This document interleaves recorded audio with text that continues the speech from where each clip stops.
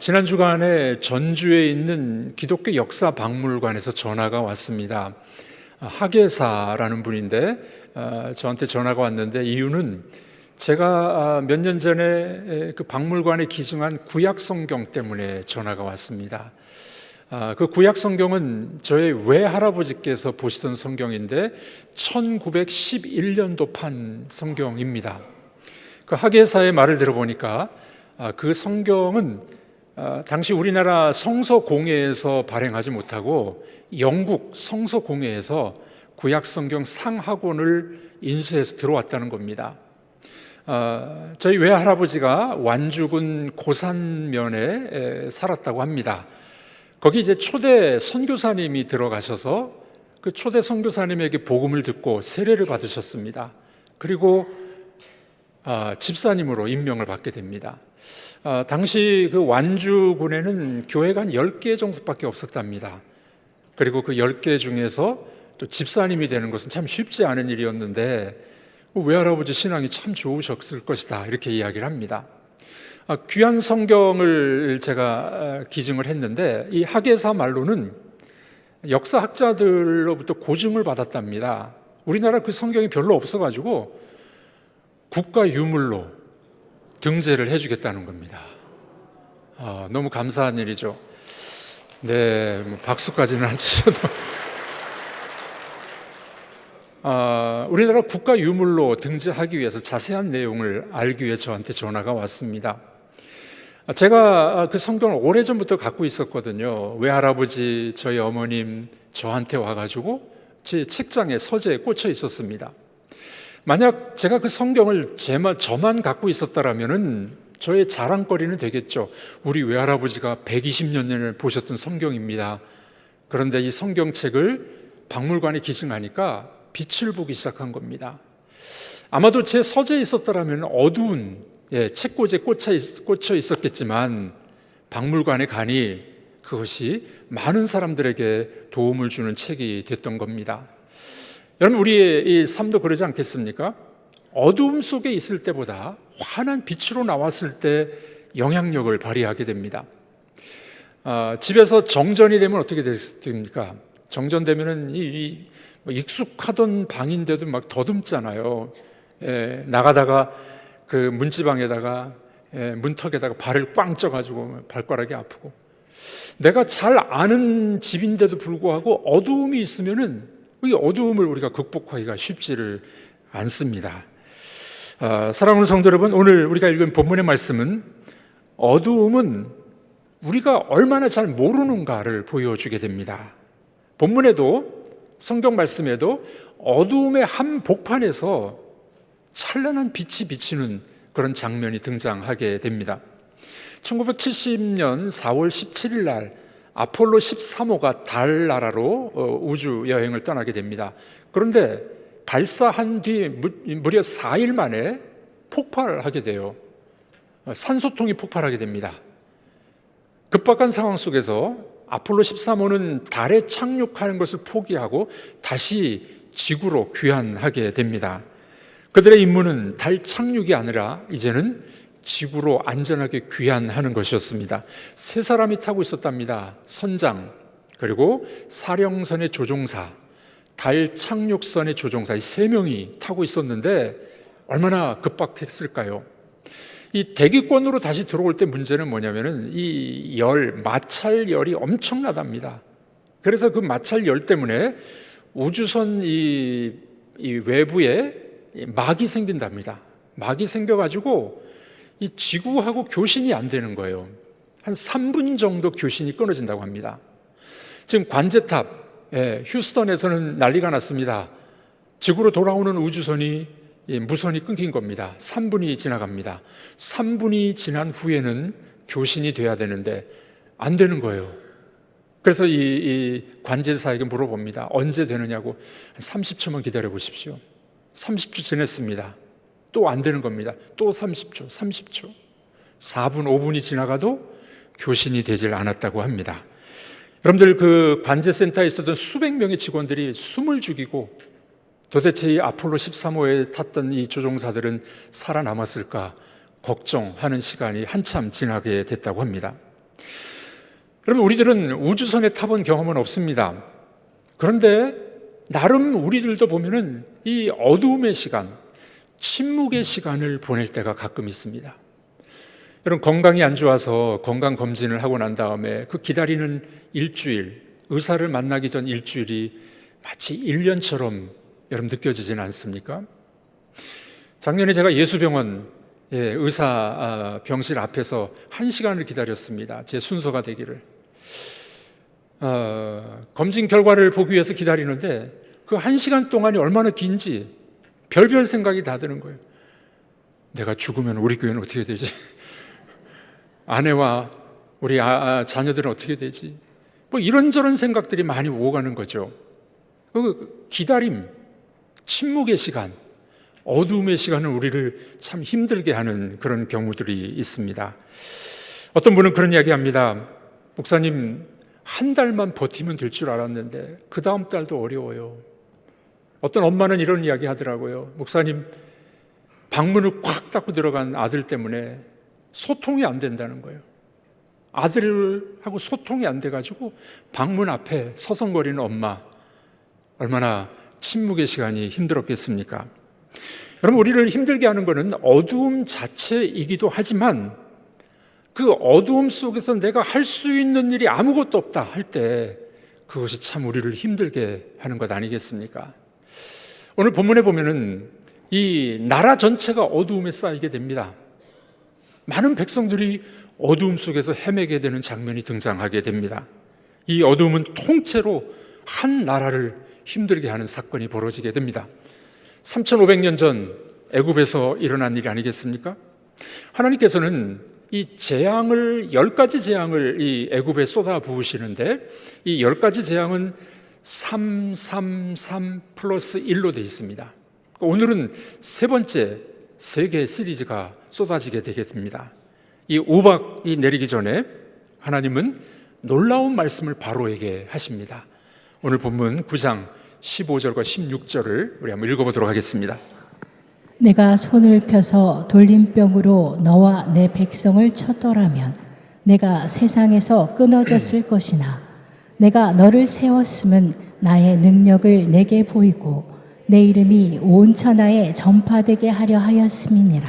하나님이 지금 바로에게 하시는 말씀이에요. 너와 내 백성을 쳤더라면 세상에서 끊어질 것인데 내가 너를 세운 것은, 바로 왕을 세운 것은 나의 능력을 보여주기 위함이야 하고 하나님 말씀하는 겁니다. 여러분, 출애굽기의 큰 주제가 뭡니까? 이 이집트의 우상은 아무것도 아니야. 왕좌에 앉아있는 바로 왕, 네가 왕 노릇하고 있지, 진짜 왕은 여호와 하나님이야 하는 걸 보여주는 것이 이 출애굽기의 큰 주제가 되는 겁니다. 하나님께서는 당신의 이름을 높이시기 위해서 바로를 세웠다라고 말씀하고 있습니다. 이 사실을 이 바울은 로마서에서 이런 이야기합니다. 하나님께서는 악한 자도 악한 날에 사용하신다, 이렇게 말씀을 하고 있죠. 드디어 이제 7번째 재앙이 쏟아지게 됩니다. 7번째 재앙이 뭡니까? 우박이 쏟아지게 돼요. 자, 오늘 본문 9장 18절 읽어보도록 하겠습니다. 내일 이맘때면 내가 무거운 우박을 내리리니 애굽 나라가 세워진 그 날로부터 지금까지 그와 같은 일이 없었더라. 내가 무거운 우박을 내리리니, 이 무거운 우박이라고 표현해요. 여러분, 이집트는 비가 그렇게 많은 지역이 아닙니다. 그런데 그 땅에 얼음덩어리가 쏟아지는 거예요. 우박이. 많은 식물들이 상하게 됩니다. 근데 우박만 떨어지는 게 아니에요. 불덩어리도 떨어졌다고 오늘 본문은 이야기합니다. 24절 읽어보겠습니다. 우박이 내림과 불덩이가 우박에 섞여 내림이 심히 맹렬하니 나라가 생긴 그때로부터 애굽 온 땅에는 그와 같은 일이 없었더라. 네, 불과 얼음덩어리가 쏟아지면서 마치 하늘이 무너지는 것 같았어요. 그때 바로의 반응은 어떻습니까? 이렇게 이야기합니다. 이번은 내가 범죄하였노라. 여호와는 의로우시고 나와 내 백성은 악하도다. 이 표현을 보면 이런 표현이 있어요. 이번은, 이 표현을 좀 정확하게 번역하면 이번만은 내가 범죄하였나이다. 바로가 얼마나 교만한 사람이냐면 자기가 이 최고의 왕이니까 자기 잘못을 잘 인정 안 해요. 그런데 뭐라고 말합니까? 이번만은 내가 잘못했다 이렇게 이야기합니다. 그리고 우박이 그쳤습니다. 본문은 뭐라고 이야기합니까? 바로가 비와 우박과 우레소리가 그친 것을 보고 다시 범죄하여 마음이 완악하여졌더라. 여러분들, 인간은 원래 그렇습니다. 어려울 때는 잘못했다 그래요. 그런데 어려움이 지나가고 나면 어땠습니까? 마음이 다시 완악해지는 거예요. 마음이 완악해졌어요. 무거운 우박이 쏟아졌는데 바로의 마음이 무거워졌어요. 완악한 마음으로 변하게 되는 겁니다. 이거 좀 낯선 이야기가 아니죠? 우리 이야기 아닙니까? 제가 병원에 신방 가면은 이제 가끔 그런 이야기를 많이 듣습니다. 우리 병중에 계신 이제 병상에 계신 성도님들이, 목사님, 제가 그동안 잘못했어요. 주일날도 예배 안 지키고 놀러 다니고 오늘도 보니까 놀러 간 사람 많이 있는 것 같은데 제가 앞으로는 주일 성수 잘하겠습니다. 네, 그렇게 하시죠. 그런데 여러분들, 병이 나았습니다. 다시 일상으로 돌아왔습니다. 어떻게 될까요? 다 까먹어버려. 화장실 갈 때 하고 화장실 올 때 하고 다르다는 말이 거기서 나온 것 같습니다. 회개하고 다짐하지만 회복하면 도루묵으로 돌아가는 우리의 마음이 바로 바로의 마음은 아닐까요? 자, 7번째 재앙이었던 우박이 지나갔습니다. 8번째 재앙이 뭡니까? 메뚜기 재앙이에요. 메뚜기. 자, 오늘 본문 10장 3절 말씀입니다. 우리 읽어보겠습니다. 내가 어느 때까지 내 앞에서 겸비하지 아니하겠느냐. 네, 메뚜기 재앙으로 식물들이 다 상합니다. 메뚜기가 그냥 온 천지예요. 그런데도 불구하고 네가 어느 때까지 내 앞에서 겸비하지 않겠느냐. 이 겸비하다라는 말은 낮아진다는 뜻이에요. 이 단어가 어디에 나오냐면 출애굽기 1장 11절에 나오는데 애굽이 이스라엘을 괴롭게 하다라는 단어하고 같은 단어입니다. 괴롭게 하던 네가 이제는 스스로 겸비하고 낮아져야 되지 않겠느냐, 그렇게 하나님이 말씀하고 있는 겁니다. 바로의 신하들도 너무 견디지 못했습니다. 그런데 바로는 뭐라고 이야기합니까? 흥정해요. 하나님과 흥정합니다. 가기는 가야 되는데 어른들만 가, 장정들만 가. 나중에 뭐라고 이야기합니까? 가축은 두고 가. 여러분들, 반쪽짜리 순종은 순종이 아닙니다. 우리들도 그런 때가 가끔 있잖아요. 하나님 앞에 순종하려고 그러는데 적당히 반쪽짜리 순종을 합니다. 성경은 반쪽짜리 순종은 불순종이라고 이야기합니다. 바로가 그런 격이었어요. 그런 격. 자, 그러면 이제 메뚜기는 어떻게 됐을까요? 서풍이 불어와가지고 이 홍해바다에 메뚜기 떼가 다 빠져서 죽습니다. 해결해 준 거죠. 자, 이건 무슨 장면이 좀 미리 연상되지 않습니까?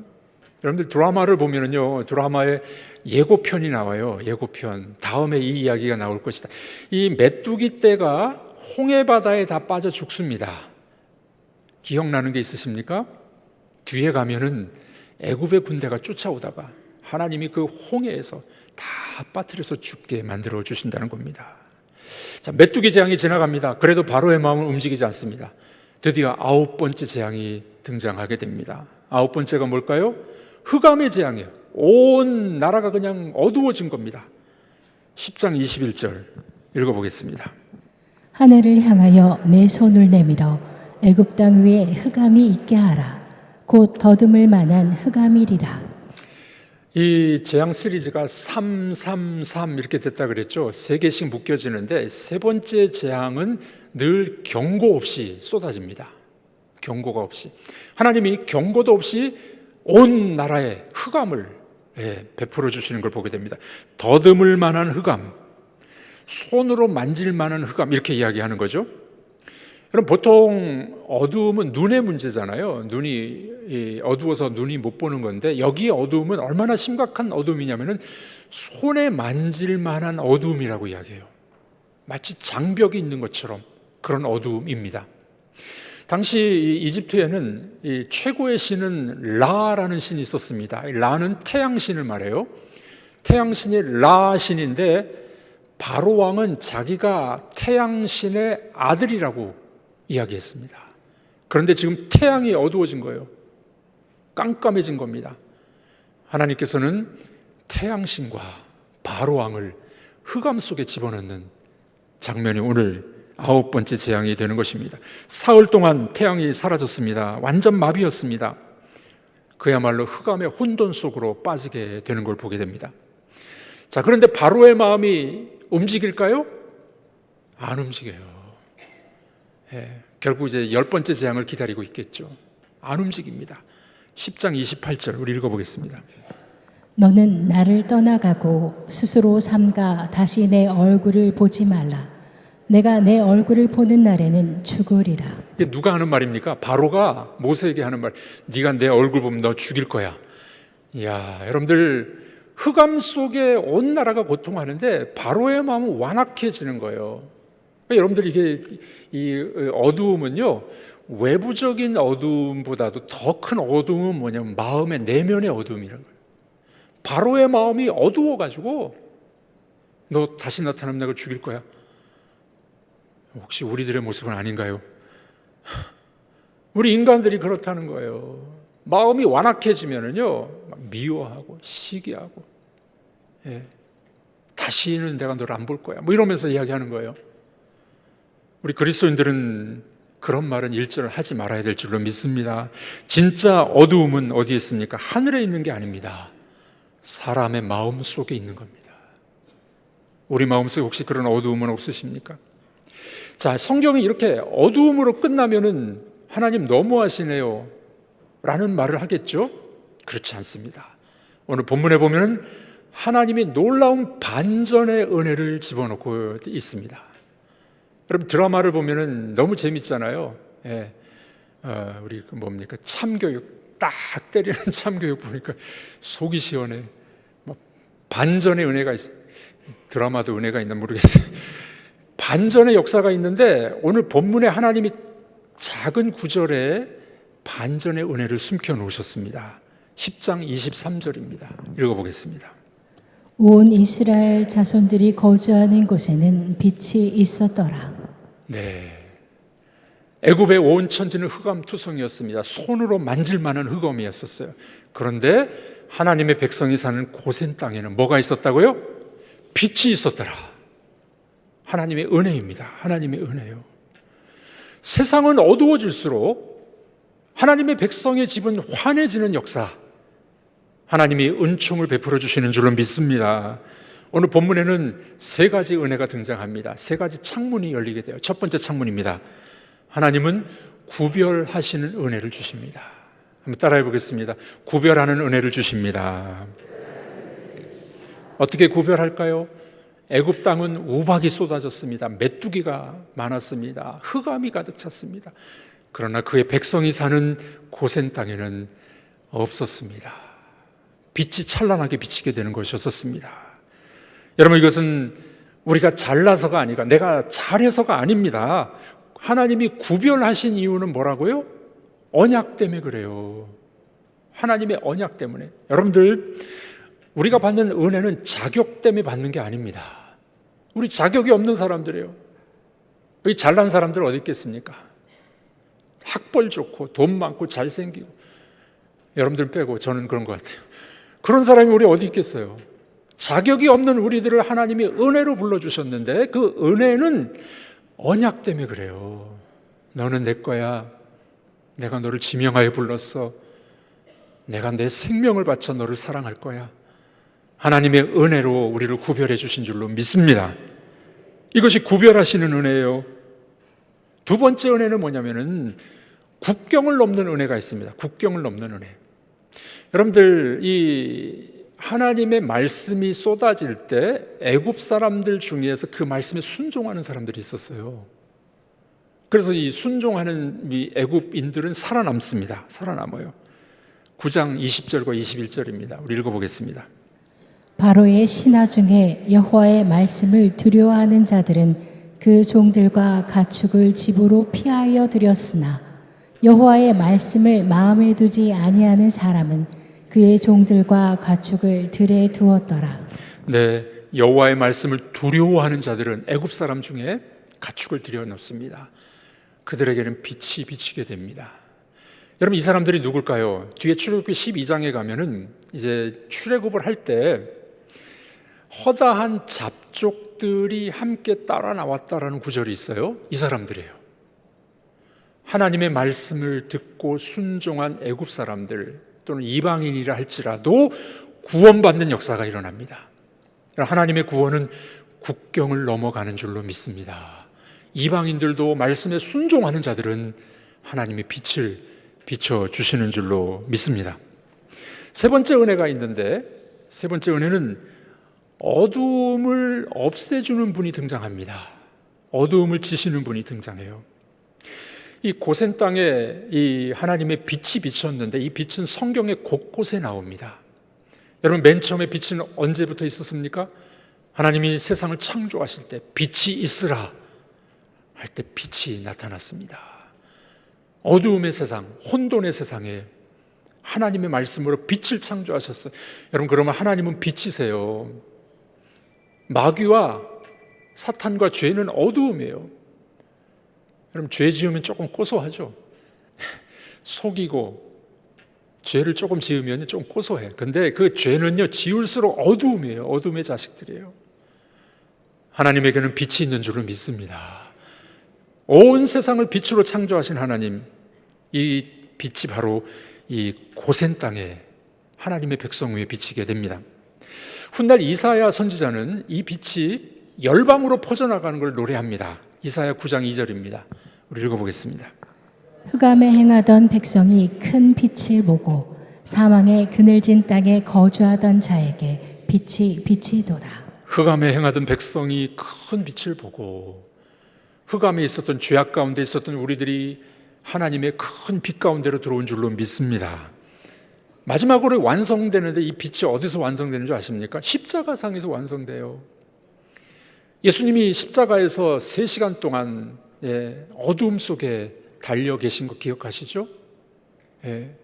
3시간 동안 온 세상이 어두워졌습니다. 왜요? 모든 세상의 죄를 짊어지신 예수 그리스도, 그분이 어두움을 짊어지시고 죽으셨어요. 그리고 우리에게 빛을 주신 줄로 믿습니다. 예수님 뭐라고 말씀하셨나요? 요한복음에 보면은 나는 세상의 빛이라고 말씀하셨습니다. 우리 요한복음 8장 12절 읽어보겠습니다.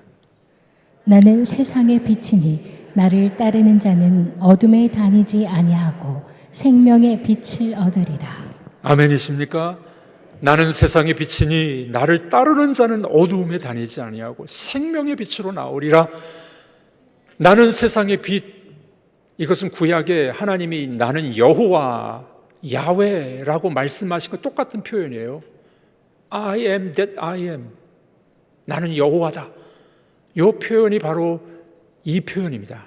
나는 I am the light of the world. 나는 이 세상의 빛이야. 똑같은 구조예요. 예수님은 세상에 빛으로 오셨는데 그분은 하나님이심을 우리에게 보여주는 말씀입니다. 여러분들, 예수님이 십자가에서 우리를 위해서 죽으심으로 빛 대신 그분의 빛이 우리 속에 들어온 줄로 믿습니다. 그러므로 우리는 더 이상 어둠의 자식들이 아니고 빛의 자녀가 된 줄로 믿습니다. 서로 한번 격려하겠습니다. 빛이 되셨군요. 빛을 발합시다. 코리 텐 붐이라는 네덜란드 여인이 있었습니다. 2차 세계대전 때 유태인들을 집에 숨겨주는 죄목수로 포로 수용소에 잡혀가요. 언니하고 같이 잡혀갑니다. 근데 그 포로 수용소가 너무 열악했습니다. 빈대가 많았고 이가 너무 많았어요. 너무 괴로웠습니다. 언니에게 말합니다. 이런 데서 우리가 어떻게 사느냐고. 언니가 말합니다. 그래도 감사하면서 살자. 시간이 지났는데 그 감옥에는 이 간수들이 들어오질 않았어요. 왜냐하면 이가 너무 많으니까, 벌레가 너무 많으니까 간수가 안 들어왔답니다. 이 언니와 코리 텐 붐은 몰래 숨겨 들어갔던 성경이 있었습니다. 성경을 펼치고 이 죄수들과 함께 성경을 읽기 시작했습니다. 여러분들, 어두움 속에 있었지만 이들에게는 성경의 놀라운 빛이, 하나님의 말씀이 함께 있었다는 겁니다. 흑암은 혼자 붙들고 있을 때 제일 어둡습니다. 여러분들, 우울증에 걸린 분들은요, 이 창문을 다 닫아요. 커튼을 다 닫고 어두움 속에 앉아 있습니다. 그러면 안 됩니다. 창문을 여시고 햇볕을 보셔야 되듯이 우리 마음속에 있는 어두움, 죄악을 물리칠 수 있는 것은 예수 그리스도의 빛을 받아야 될 줄로 믿습니다. 제일 힘든 것은 내가 혼자 이 빛, 이 어두움을 붙잡고 있는 거예요.